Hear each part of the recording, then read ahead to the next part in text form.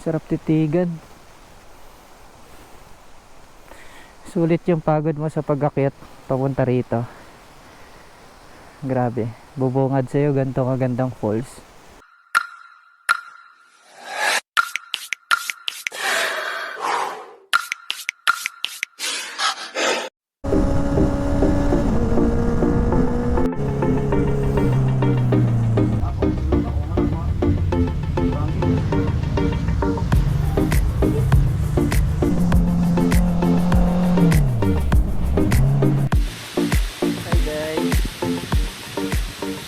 Good morning, Madre. Ragnall is here and I'm back with another video.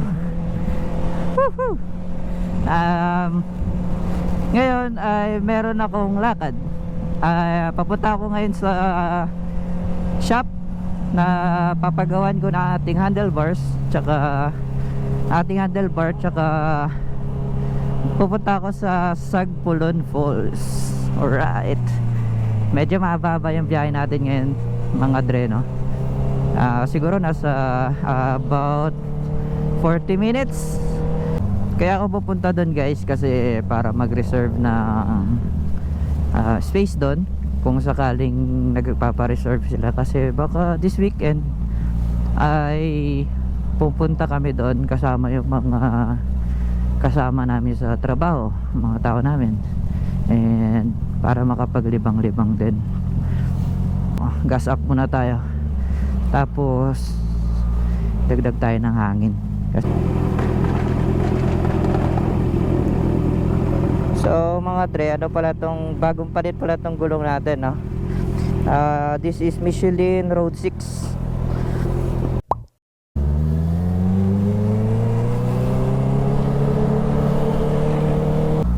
May customer na agad. Nagtanong din ako dito, mga dre. Yan, kasi malapit lang to sa bahay namin. Ang kaso, hindi rin available ang mga mechanic. At that time kasi is Sunday eh. So di na ako tinanggap.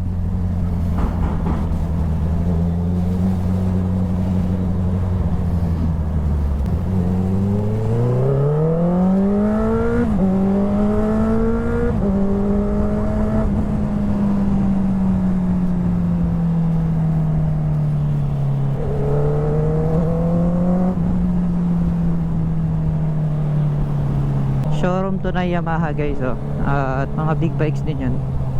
Ang ganda, di ba? Next time nga pasok tayo dyan, no? Subukan din natin mag-vlog kung malakas yung loob natin. Saan yung kanto rito? Papasok, ito ba? Ito yata.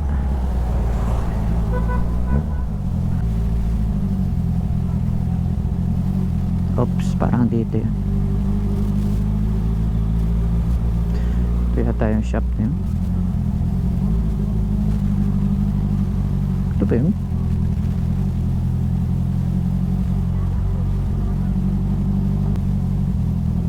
Just works.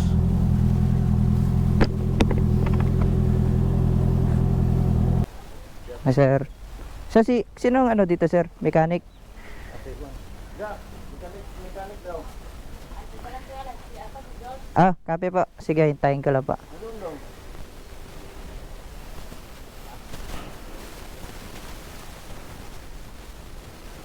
Stigo, may BMW dito, mga dre. At isang ano to, Ducati. Wow. Ducati na anong Ducati to? Multistrada ba to? Stig, single-sided swing on. Tsaka BMW. Sige po, thank you. Dahil na mga sticker dito. Hanapin natin sino yung mga kilala natin. Sinong kilala natin?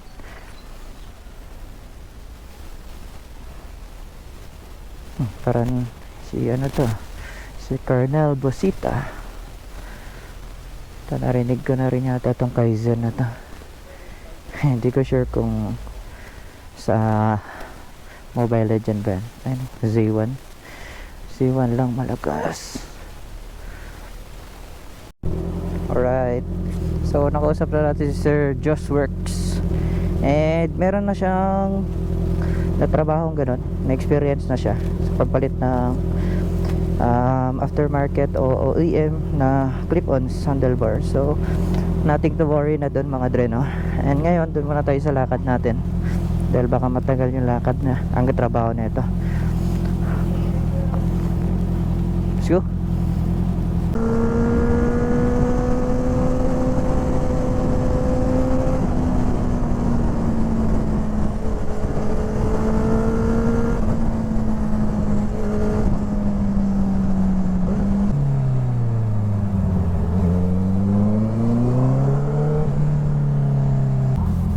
Tikas siya.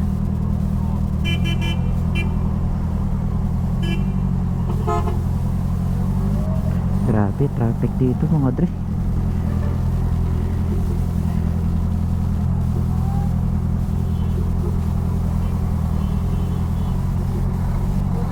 Sir.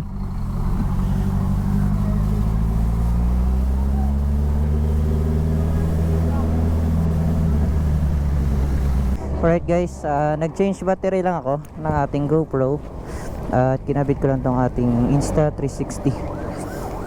So nalagpasan na natin yung hirap dun sa puerto. Grabe yung daan, sobrang traffic pa. Start na natin. So 20 minutes na tayo nagbabiyahe, no? Papunta rito sa Sagpulon.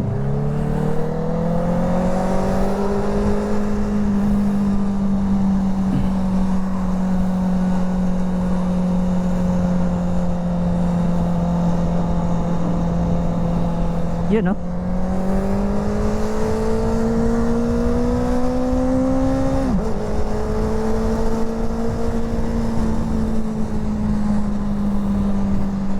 Sarap ng hangin. Refreshing.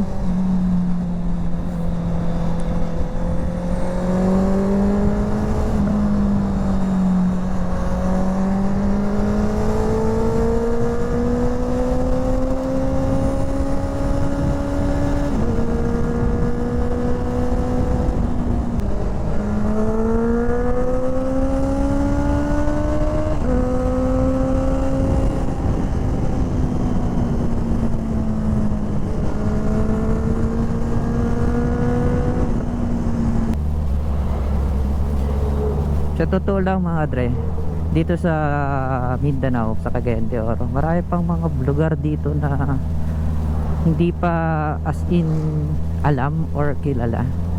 Yung tipong ma-amaze ka sa ganda pero hindi mo nakikita sa social media. Mga ganun ba? Lalong lalo na dito sa area ng Bukidnon. Super dyan mga men. Napakaganda ng lugar. Kung talagang gusto mo ng mga tipong relax lang, mga tipong naghahanap ka ng nature ba, dito makikita, dito ma-feel yung feeling relief ka na parang wala kang problema na ano na hinaharap. Yun. Ganun ba? As in maganda dito sa Mindanao.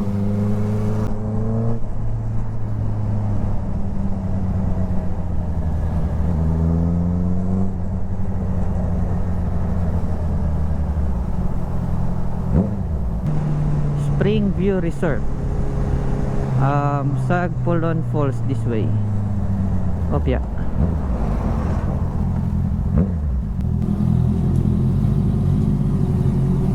Right mga dre. So ito yung papasok nga. Tama ako, no? Ito nga yung papasok papuntang Sagpulon.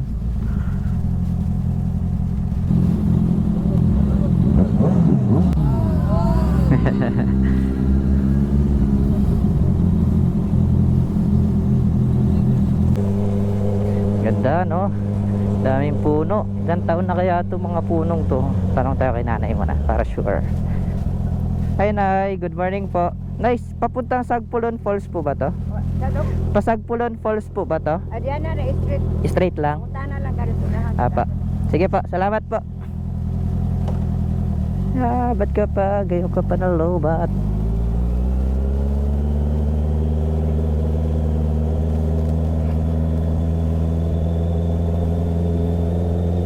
Lobat pa. Timing.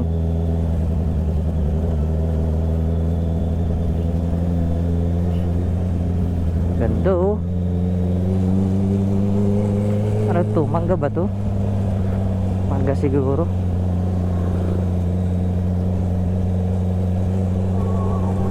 So ito mga dre yung papasok dito sa Sagpulon Falls. And about naman doon sa na-review ko rin naman yung dadaanan ko sa Sagpulon Falls ay medyo malayo-layo rin, siguro a few kilometers mula dun sa highway yung Sagpulon Falls. La Niñas Cleopatra Upholstery.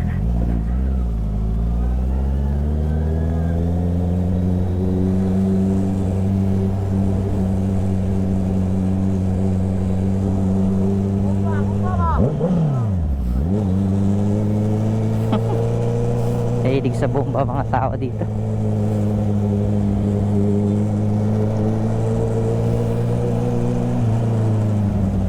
This way to Hinaguan Nature Park, Golden Dream Spring. May spillway pala dito. Palagay ko ito na yung papuntang Sagpulon. Wow, crystal clear oh. Linis, sawang-sawa na yung mga tao na ligo sa falls or sa ilog, kaya wala na naliligo. Tsaka malamig din kasi siguro. Sir, Pasagpulon to? Diretso lang? Salamat ha. Ha? Ha? Neutral ko lang. Sige. Sige. Salamat.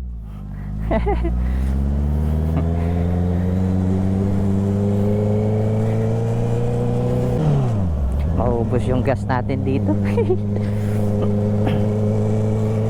Welcome to our location, Barangay Hall. Diretso lang siguro.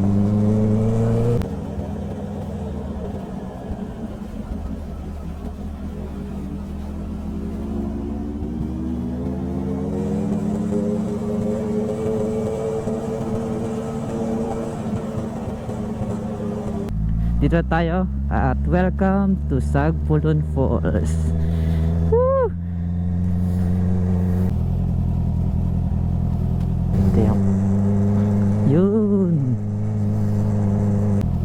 Ito yung parking nila. Meron din naman parkingan at meron naman lookout.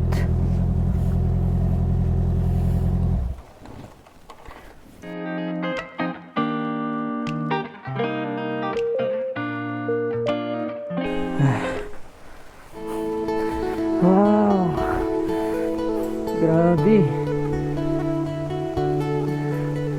grabe ang ganda.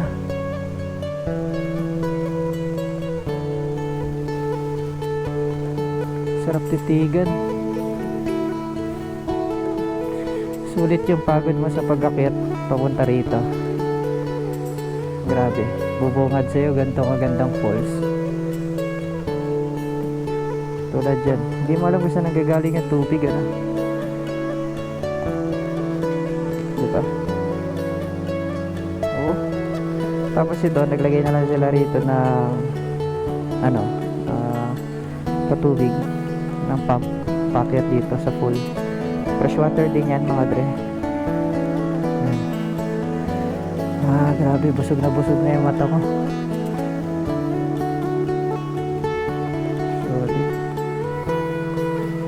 So, nakapag-design na ako. Ito ang kukunin ko. Ito, tapos yun. Kasya na yan. Kasya na itong cottage na to. Dalawa. At kukunin ko nito dalawa para sa Sunday.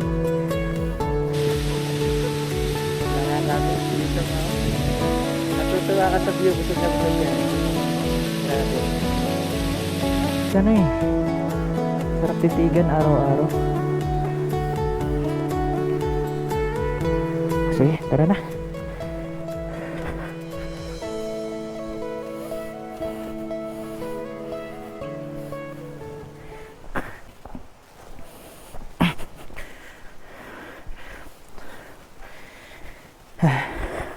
Alright. So, pabalik na ako ng CDO. Wah, grabe. Napakaganda. Walang signal dito. Patay. Tapos pagdaan mo rito, pagakbang mo, bang! Wow! Di ba nakakamiss?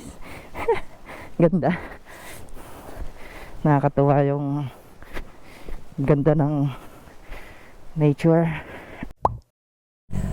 Alright, let's go. Salamat, sir. Let's go na sa shop. We're done here in Sagpulon. At all goods na tayo kay sir, dahil siya nang bahala sa atin this Sunday. Pupuntahan na lang natin, no?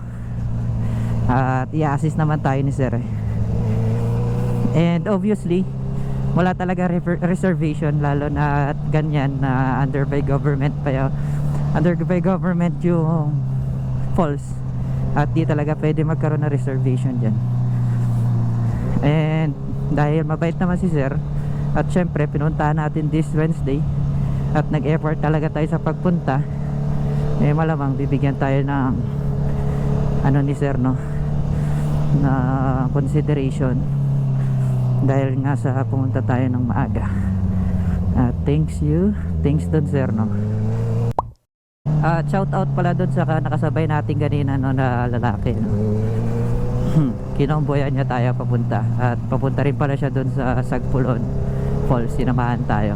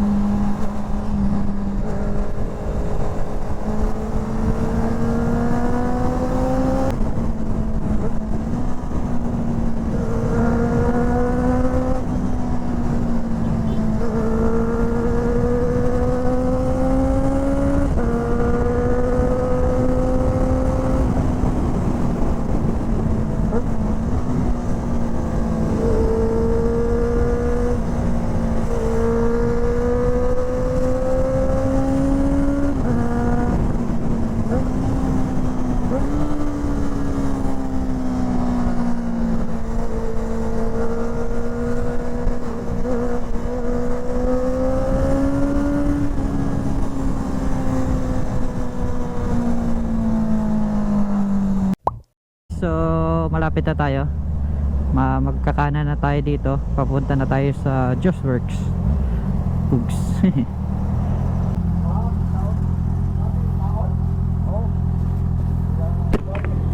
Sir,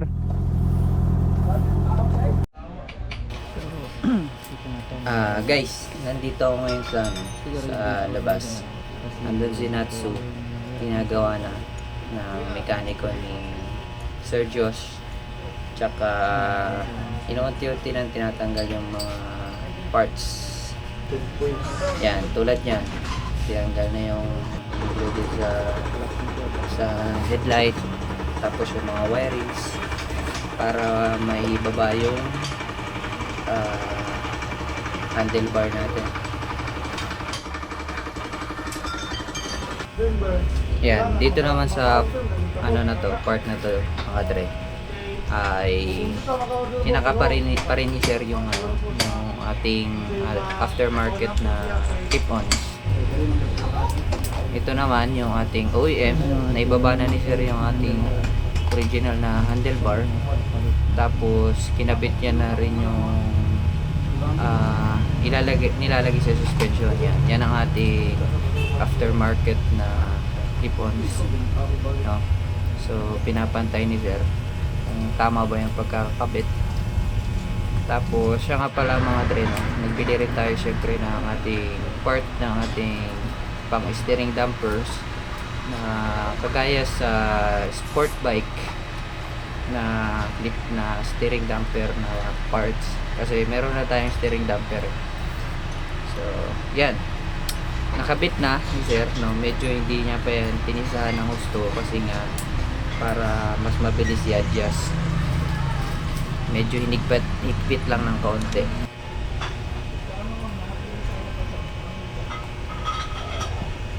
Ito na yun. Naisalpak na ni sir yung ibang parte ng aftermarket natin na clip-ons.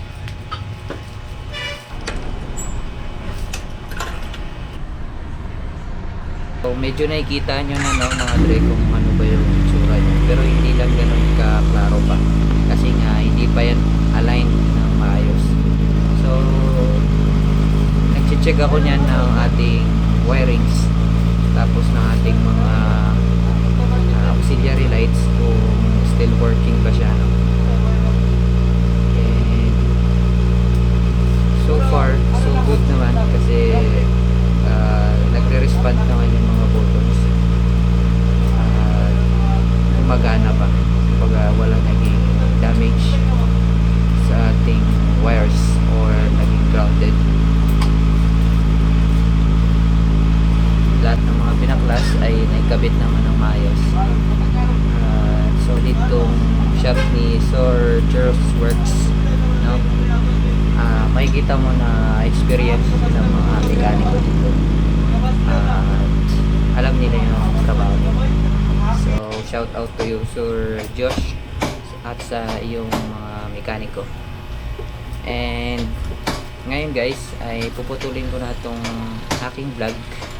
At sa ating next vlog, ipapakita ko sa inyo ang resulta ng ating aftermarket clip-ons na pinalit sa ating handlebar. See you guys, at kung nagustuhan nyo yung ganitong klaseng content na sakto lang, please do like, subscribe, and comment, and of course please share na rin. Bye guys. Lagi na sila power ng inana ba?